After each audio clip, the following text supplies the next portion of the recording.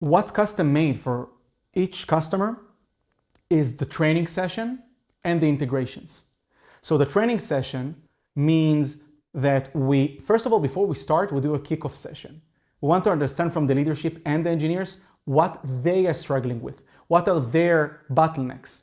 And then we create a training session that tackles those use cases. In other terms, within 2 hours, those engineers are able to do with Leo what they were struggling to do without Leo, right?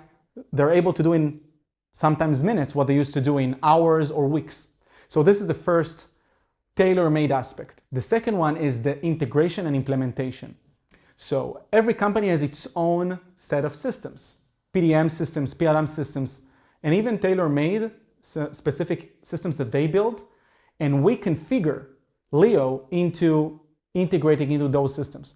So after those integration sessions, so after the integration process, after the implementation process, Leo gets the full context of the organization.